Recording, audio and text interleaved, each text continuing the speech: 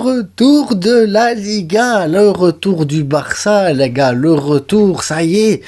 Fou, que ça m'avait manqué, qu'est-ce que ça m'avait manqué, les gars, de vous reparler du Barça. 1 mois et demi, c'est long, mais en même temps, quel plaisir de reparler, de redébattre avec vous, quel plaisir de... Allez, vous savez quoi, les gars, l'intro, elle est terminée, on y va, on commence direct.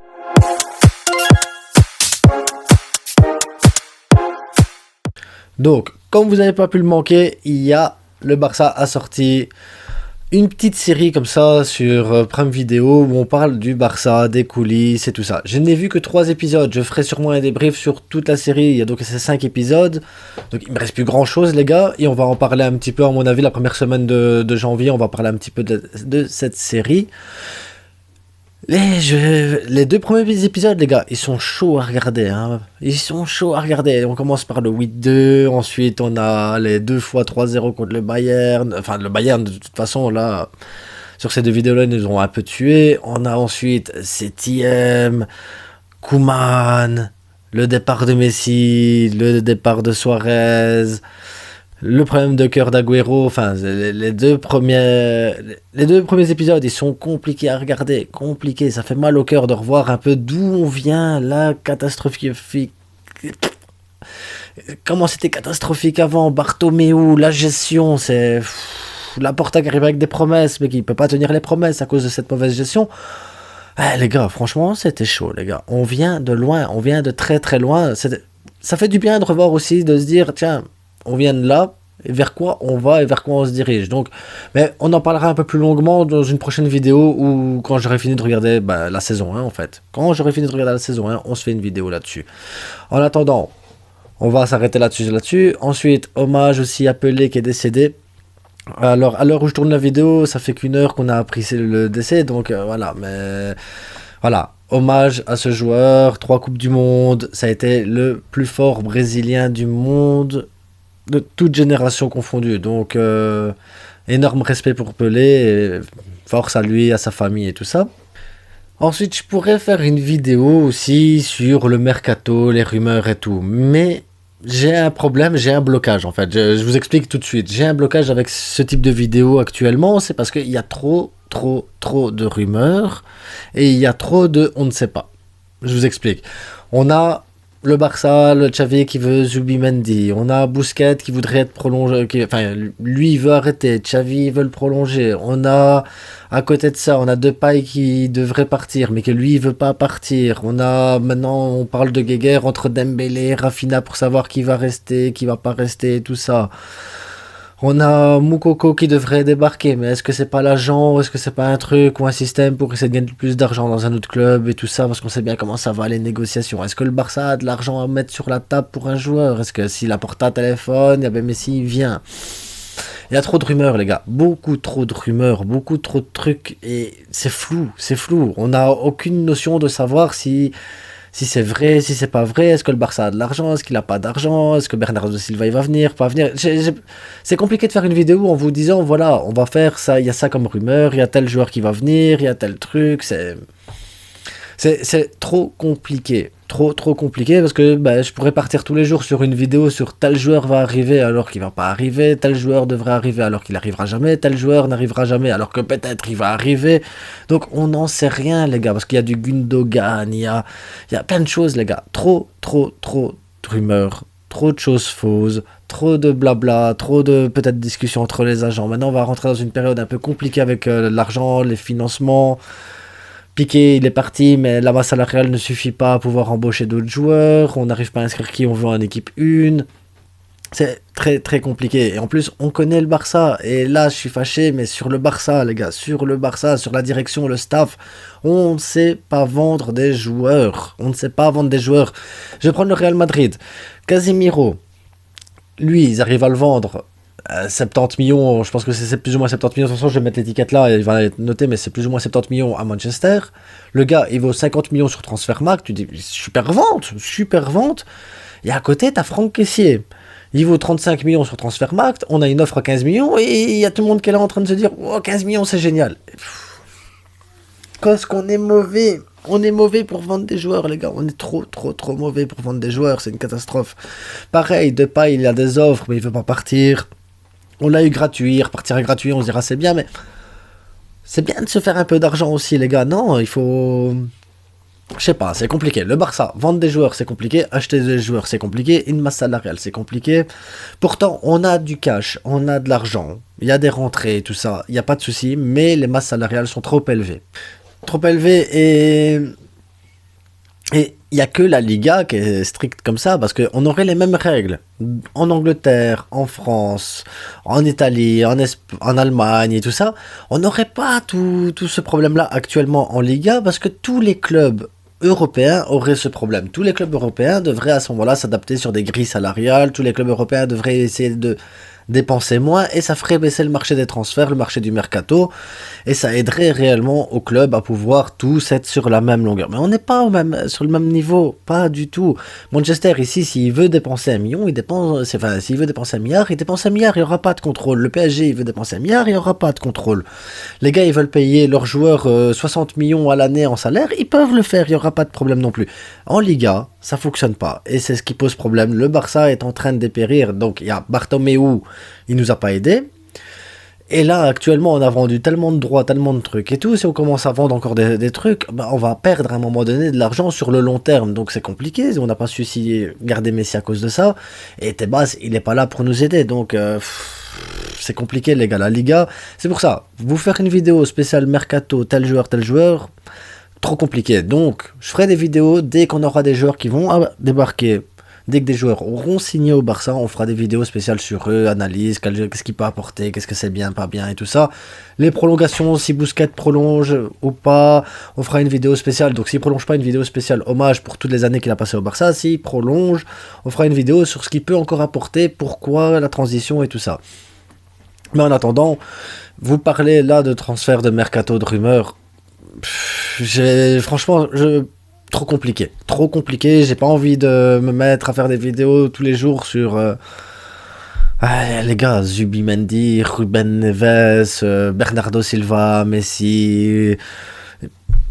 Ça va m'emmerder parce que ces joueurs-là ils vont pas venir. Ça va m'emmerder. Alors qu'on pourrait très bien aller chercher Skriniar, on pourrait aller chercher des joueurs qui vraiment sont importants, Guardiol, on sait bien quel joueur il nous faut. Ici, on va peut-être se retrouver avec du Pavard, avec du Rabiot et des trucs ainsi. Hein. C'est possible, tout est possible, les gars, tout est possible.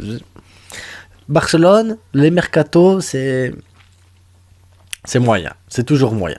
Donc maintenant, on va revenir au point le plus intéressant. Le match contre l'Espagnol Barcelone, les gars. Ce match qui a lieu le 31 à 14h à Barcelone.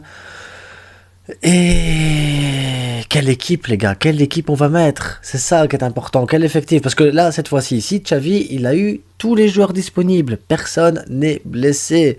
On a Koundé et Dembélé qui viennent de revenir ici un peu plus tardivement de la Coupe du Monde, vu qu'ils ont joué la finale, mais de base, tout le monde est là, tout le monde est en forme, tout le monde est ok. Maintenant, je ne ferai pas commencer Dembélé et je ne ferai pas commencer Koundé sur ce match-là parce que voilà, un peu de repos, ils ont fait toute la Coupe du Monde, ils ont fait des gros matchs, ils ont bien géré la Coupe du Monde, mis à part la finale pour Dembélé, ils ont tous fait une grosse Coupe du Monde. Donc, dans quel état d'esprit aussi les joueurs reviennent de cette Coupe du Monde? Après, je sais que les Espagnols ont eu plus de temps à se remettre et tout ça, et puis ils sont en groupe, ça va aller. Mais les autres joueurs, comment ça va se passer? Dembélé a perdu la finale, Koundé a perdu la finale. Est-ce que ça va suffire? Est-ce que ça va pas suffire? On verra. On verra comment ça va aller, les gars. Le mental, c'est hyper important de toute façon. Surtout que, on a quand même aussi la Super Coupe d'Espagne qui approche. On a le match contre l'Atlético qui approche. Puis après, on arrivera en février très vite. Et on va avoir le match d'Europa League contre Manchester. Donc voilà, il y a plein de choses qui arrivent, il y a plein de choses qui débarquent, il y a plein de vidéos qui vont arriver, et le Barça a un calendrier quand même assez chargé, donc il faut faire tourner sans trop faire tourner en même temps, et avoir un certain équilibre. Donc moi contre l'Espagnol, au goal, je mets Ter Stegen.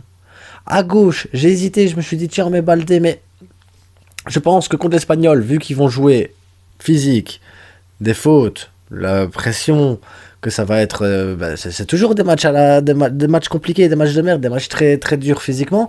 Mais au lieu de mettre Baldé, je mettrais Jordi Alba qui est un peu plus physique, qui revient d'une belle Coupe du Monde quand même, et qui avait fait deux trois bons matchs avant la Coupe du Monde. Donc je me dis que Jordi Alba, vicieux comme il est, et un peu bizarre et à perturber les adversaires, ça peut être pas mal de l'avoir sur le côté gauche. Ensuite, dans l'axe, Marcos Alonso, Christensen qui a fait une super Coupe du Monde aussi. Marcos Alonso s'est reposé un mois et demi, donc normalement il a dû travailler avec Xavi, donc normalement dans sa tête ça pourrait le faire.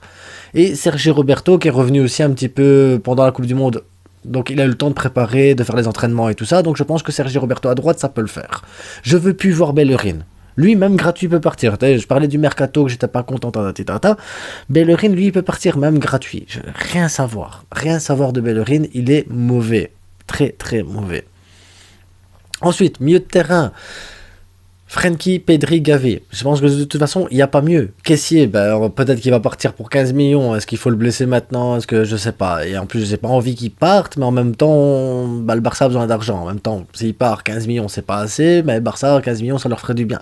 C'est compliqué quand même, hein, les gars. C'est très compliqué. Donc, pour moi, Frenkie, Gavi, Pedri au milieu. Busquets, au repos, il a fait tous les matchs de Coupe du Monde. Je sais qu'il est fondamental pour Xavi, mais après, je me pose aussi la question, je me dis, et si on mettait Busquets titulaire ici et qu'on le mettrait au repos contre l'Atlético Madrid? Mais après, faire jouer Busquets cette fois-ci, ça ne veut pas forcément dire que Busquets sera au repos au prochain match. Donc, voilà, Frenkie les gars, Frenkie, Pedri, Gavi.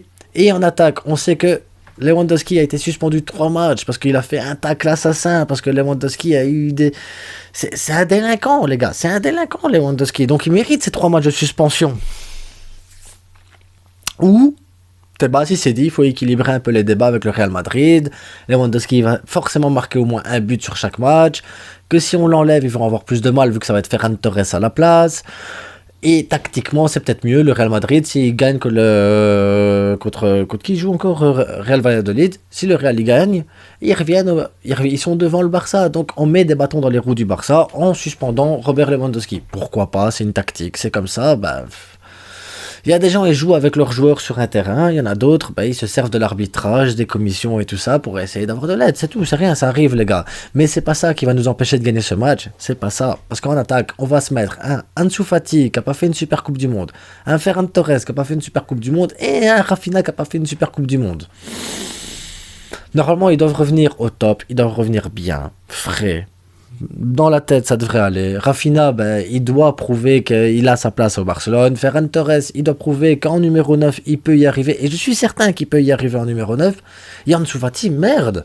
Le gars, il a un talent dingue dans ses jambes. Maintenant, il faut qu'il le montre, il faut qu'il le prouve. Il a été à la Coupe du Monde. Il a pas fait, ça n'a pas été top à la Coupe du Monde, mais est-ce qu'il a été dans les bonnes conditions? Je suis pas certain, et Xavi doit le mettre maintenant dans les conditions à se dire, voilà, Fati, t'as le 10, maintenant prends tes responsabilités, tu vas, percute, dribble, essaye, tente, tire, cadre, Fati, c'est le futur du Barça, mais il doit absolument prouver maintenant quelque chose. Il reste 6 mois avant le prochain mercato, Fati doit prendre sa place de titulaire, absolument. Il doit absolument la prendre, parce que si à gauche, t'as un Ansu Fati au top, ou même en numéro 9 Ansu Fati au top, à ce moment-là, pour les achats, pour les trucs, pour les mercatos, c'est toujours plus simple de se dire, ok, il n'y a pas de problème, parce que dans l'équipe B, il y a 1 ou 2 joueurs intéressants. Dans l'équipe Espoir, il y a aussi un joueur intéressant. Donc pour le futur, on a ce qu'il faut. Mais il faut que les joueurs qui sont là, actuellement disponibles, montrent qu'ils ont le niveau du Barça, les gars. On doit montrer qu'on est le Barça. La défaite, le match nul, on peut pas se le permettre, les gars. C'est la victoire, juste la victoire. Xavi peut pas se permettre une défaite ou un match nul. La victoire, c'est rien d'autre, les gars. On ne peut pas accepter autre chose qu'une victoire contre l'Espagnol. Donc, on va s'arrêter là-dessus sur cette vidéo, sur le fait qu'il faut une victoire et rien d'autre. Et on se retrouve après le match, le 1er janvier, les gars. On fait un débrief à froid. Et j'annoncerai le gagnant aussi du concours pour le maillot de l'Espagne, avec Gavi derrière, les gars. Il y a des gens qui ont participé, vous êtes quand même pas très nombreux.